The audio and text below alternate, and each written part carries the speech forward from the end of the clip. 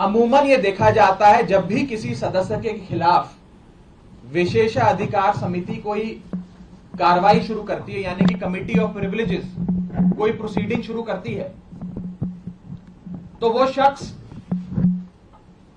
उस पर कोई सार्वजनिक बयान नहीं देता, कोई पब्लिक स्टेटमेंट नहीं देता। लेकिन मेरे को मजबूरन आज भारतीय जनता पार्टी के झूठ का पर्दाफाश करने के लिए आपके सामने आना पड़ा, क्योंकि इतना दुष्प्रचार ये लोग कर रहे हैं। लेकिन मैं आज भी अपने बयान में ना कमिटी ऑफ प्रिविलेजेस के बारे में, ना ऑनरेबल चेयर के बारे में कोई भी बयान दूंगा। मैं सिर्फ रूल, पोजीशन और सच्चाई आपके सामने रखूंगा। पहली चीज तो यह है कि यह रूल बुक है जिसके हिसाब से राज्यसभा चलती है। यह रूल बुक, लाल किताब, इसमें लिखा है rules of procedure and conduct of business in the council of states. इस रूल बुक में जो लिखा है वो मैं आपको बताना चाहता हूं। यह रूल बुक कहती है कि किसी भी समिति के, सिलेक्ट कमिटी के गठन के लिए आप नाम प्रस्तावित करते हैं, कोई भी सांसद नाम प्रस्तावित कर सकता है, और जिस मेंबर का नाम प्रपोज किया जाता है, प्रस्तावित किया जाता है, उस मेंबर का ना साइन चाहिए, ना उस मेंबर का सिग्नेचर चाहिए, ना उस मेंबर का रिटन कंसेंट चाहिए। यानी कि इस रूल की किताब में कहीं नहीं लिखा कि सिलेक्ट कमिटी में किसी भी शख्स का, मेंबर का नाम देने के लिए आपको उस प्रस्तावित, प्रपोज्ड मेंबर की रिटन कंसेंट या सिग्नेचर चाहिए। लेकिन एक झूठा प्रचार फैलाया गया कि फर्जीवाड़ा हो गया साइन का। मैं आपको आगे बताना चाहता हूं कि जब भी सिलेक्ट कमिटी के गठन के लिए नाम प्रस्तावित किए जाते हैं तो ना सिग्नेचर लिए जाते हैं, ना सिग्नेचर जमा किए जाते हैं, ना सिग्नेचर की जरूरत होती है। No signatures are required, no signatures are taken and no signatures are submitted.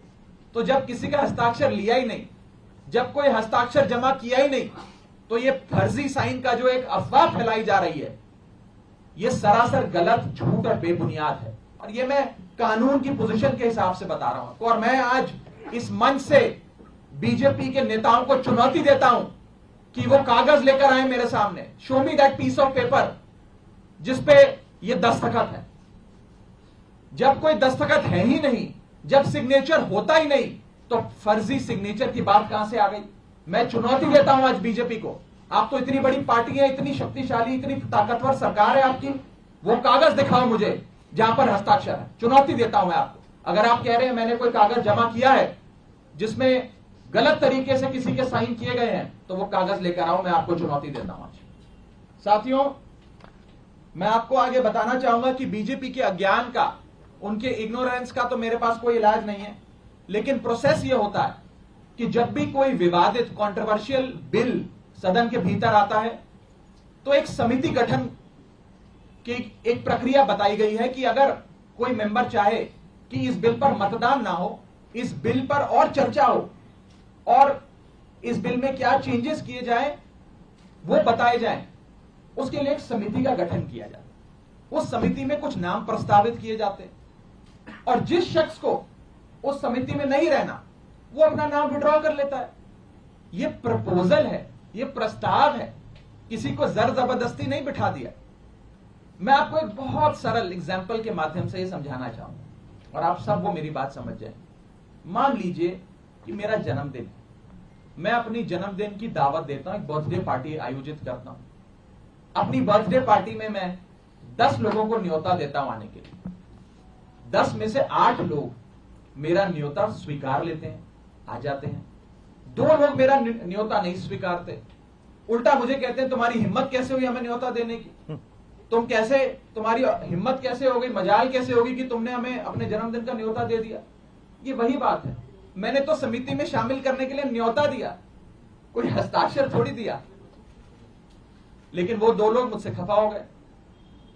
मैं आपको दूसरे तरीके से समझाने का प्रयास करता हूं। आज इस प्रेस कॉन्फ्रेंस में इतने सारे पत्रकार आए हैं, मैंने अपनी पार्टी को 10 पत्रकारों का नाम प्रस्तावित किया कि इन 10 पत्रकारों को आप आज की प्रेस कॉन्फ्रेंस में बुला लीजिएगा, मैं मीडिया से संवाद करना चाहता हूं। 10 में से 8 पत्रकार आ गए, 2 पत्रकार नहीं आए, और जो 2 पत्रकार नहीं आए वो कहते हैं इनकी हिम्मत कैसे हुई हमें न्योता देने का प्रेस कॉन्फ्रेंस का। 2 पत्रकार नाराज हो गए। ये साफ तौर पे इस समस्या का एक सरल सा एग्जाम्पल है। मैं ये बात रखना चाहता हूं कि जो मेरे खिलाफ कंप्लेंट्स दर्ज हुई, जिस मामले को कमिटी ऑफ प्रिविलेजेस को रेफर करा गया, उसका ये पार्लियामेंट्री बुलेटिन है, सरकारी डॉक्यूमेंट है। मैं आज बहुत सबूत लाया हूं दिखाने के लिए आप सबको, ताकि दूध का दूध और पानी का पानी हो जाए। ये पार्लियामेंट्री बुलेटिन है जिसके तहत मेरे खिलाफ जो कंप्लेंट्स आई उसे विशेषाधिकार समिति को विचार के लिए भेजा गया। इस पूरी पार्लियामेंट्री बुलेटिन में कहीं भी फर्जीवाड़ा, फोर्जरी, फोर्ज्ड साइन, सिग्नेचर, हस्ताक्षर, किसी भी शब्द का प्रयोग नहीं किया गया। सिर्फ इतना बोला गया कि इसकी जांच करके बताइए। अगर कोई फोर्जरी होती, कोई फर्जीवाड़ा होता, सिग्नेचर शब्द का प्रयोग तो कम से कम किया गया होता इस पार्लियामेंट्री बुलेटिन में। यह सरकारी दस्तावेज है राज्यसभा सेक्रेटेरिएट का, इसमें भी कहीं जिक्र नहीं किया गया। इसलिए नहीं किया गया क्योंकि जब साइन है ही नहीं तो साइन आएंगे कहां से। लेकिन भारतीय जनता पार्टी के झूठ का मुकाबला करना आसान नहीं है, इसलिए आज आपके सामने आकर यह बात रखनी पड़ी। और जहां तक विशेषाधिकार समिति का प्रोसीडिंग्स का मामला है, प्रिविलेज कमेटी का मामला है, इस देश के कई बड़े नेताओं के खिलाफ कमिटी ऑफ प्रिविलेजेस ने प्रोसीडिंग्स शुरू करी, कार्रवाइयां करी, जिसमें स्वर्गीय अटल बिहारी वाजपेयी जी हैं, जिसमें स्वर्गीय इंदिरा गांधी जी का नाम आता है, मनमोहन सिंह जी का नाम आता है, मोरारजी देसाई जी का नाम आता है, सुषमा स्वराज जी का नाम आता है, अरुण जेटली जी का नाम आता है। उस श्रेणी के अंदर अगर हमें भी शामिल किया गया तो कोई बात नहीं है, मजबूती से अपना जवाब विशेषाधिकार समिति के सामने, कमेटी ऑफ प्रिविलेजेस के सामने देंगे। मैं शहीद आजम भगत सिंह की धरती से आता हूं और पूरी न्याय की लड़ाई लड़ूंगा, और मेरा विश्वास है कि कमेटी ऑफ प्रिविलेजेस अंत में दूध का दूध और पानी का पानी कर न्याय अवश्य करेगी। यह बात थी कि क्या हुआ। अब मैं आपको संक्षेप में यह बताना चाहता हूं, यह हुआ क्यों, यह विवाद कहां से खड़ा हुआ, यह क्यों इतनी अफवाह फैली।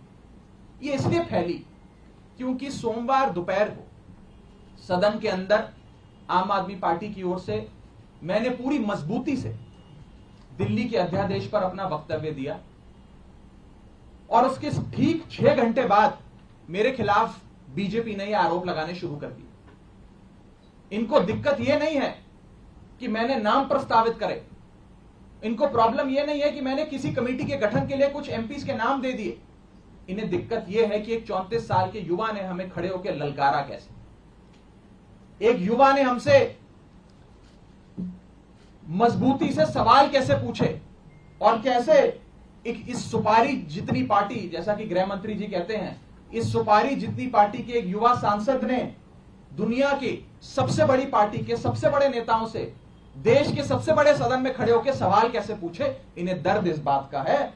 हमने अपने वक्तव्य में बीजेपी के पुराने मैनिफेस्टो दिखाकर उनके डबल स्टैंडर्ड्स को एक्सपोज किया, दिल्ली वालों के लिए न्याय मांगा, यहां तक कि लाल कृष्ण आडवाणी जी और स्वर्गीय वाजपेयी जी के लिए न्याय मांगा।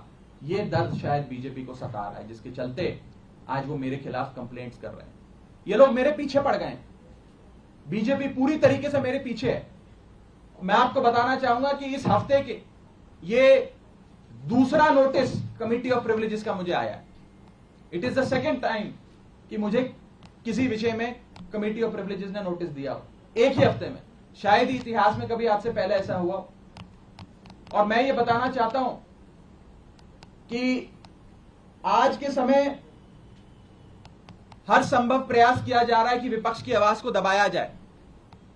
जैसे राहुल गांधी जी की मेंबरशिप छीन ली, हमारे 2 सांसद संजय सिंह जी, सुशील कुमार रिंकू जी, दोनों को सस्पेंड कर दिया, लीडर ऑफ ऑपोजिशन का माइक ऑफ किया जाता है। अगर कोई विपक्ष का साथी खड़े होकर अपनी बात रखता है तो सदन के अंदर खड़े मंत्री उन्हें धमकी देते हैं कि तुम्हारे घर इन्फोर्समेंट डायरेक्टरेट आ जाएगी, सीबीआई आ जाएगी, बैठ जाओ चुप करके। इस प्रकार से एक अघोषित आपातकाल लगाने का प्रयास बीजेपी इस देश में कर रही है, और उनका यही मकसद होगा शायद कि मेरी आवाज को भी दबाया जाए। लेकिन मैं कहना चाहता हूं कि ये युवा आवाज है, अरविंद केजरीवाल की एक सिपाही की आवाज है, ये आवाज दबने वाली नहीं है। आप कार्रवाइयां मेरे खिलाफ जितनी मर्जी करिए, आरोप जितने मर्जी लगाइए, लेकिन ये आवाज ना दबेगी ना बंद होगी। और अंत में मैं हाथ जोड़कर बस इतनी विनती करना चाहूंगा आप सब मीडिया के साथियों से कि ये जो आप लगातार पिछले 3 दिन से बीजेपी के झांसे में आकर ये चला रहे हैं कि कोई फर्जीवाड़ा हो गया, फोर्ज सिग्नेचर हैं, मेरा आपसे हाथ जोड़कर निवेदन है कि इस प्रकार की झूठी खबरें ना चलाएं। मैं आपसे कहना चाहूंगा कि आप सच दिखाएं। आप लोग इस लोकतंत्र के चौथे स्तंभ हैं, कृपया कर बीजेपी के प्रोपेगेंडा में ना फंसें। एक छोटे सेक्शन ऑफ मीडिया ने जरूर एक प्रोपेगेंडा चलाने का प्रयास किया और मुझे मजबूरन उनके खिलाफ कानूनी कार्रवाई करनी पड़ेगी, क्योंकि ना रिकॉर्ड्स में, ना कंप्लेंट्स में, ना पार्लियामेंट्री बुलेटिन में कहीं भी फोर्जरी शब्द का प्रयोग किया गया है। और अंत में मैं इतना ही कहूंगा कि जिन जिन सांसदों ने मेरे खिलाफ फोर्जरी के आरोप लगाए, सदन के बाहर मैंने देखा कई सारे बीजेपी के लोकसभा के सांसदों ने बयान दिए हैं। राज्यसभा के तो शायद किसी सांसद ने नहीं दिए, लेकिन लोकसभा के कुछ सांसदों ने मेरे खिलाफ ये बयान दिए हैं। मुझे उनके खिलाफ भी मजबूरन कमेटी ऑफ प्रिविलेजेस में न्याय मांगने के लिए जाना पड़ेगा, उनके खिलाफ भी कंप्लेंट दर्ज करनी पड़ेगी और कोर्ट के बाहर भी, पार्लियामेंट के बाहर भी, न्यायपालिका में भी न्याय की गुहार लगानी पड़ेगी। और मैं हर संभव लड़ाई के लिए तैयार हूं। मैं बीजेपी से डरता नहीं और ना डरने वाला हूं। बहुत बहुत शुक्रिया।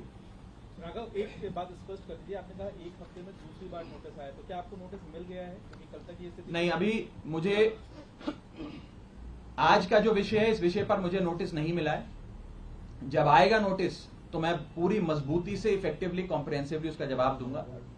लेकिन पुराने वाले एक मसले पे मुझे एक नोटिस प्राप्त हुआ है, सोमवार को प्राप्त हुआ है, और मैं उसका जवाब जरूर दूंगा। राघव, रूल बुक ये कहती है कि बातचीत करके भी कंसेंट लेना होता है कि आप देखिए, मैं का नाम लिख रहे हैं, क्या रूल बुक ऐसा कहती है?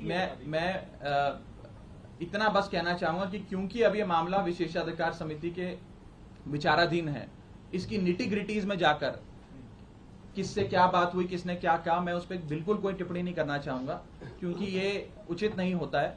मैंने अपनी बात रखनी थी, आज मुझे मजबूरन, क्योंकि मेरी छवि खराब करने के लिए, एज अ पार्लियामेंटेरियन, मेरी गुडविल, मेरी क्रेडिबिलिटी खराब करने के लिए एक प्रोपेगेंडा जो बीजेपी ने चलाया है, उसका जवाब देने के लिए आज मुझे सामने आना पड़ा, ताकि दूध का दूध और पानी का पानी हो जाए। और मैं खुली चुनौती देता हूं।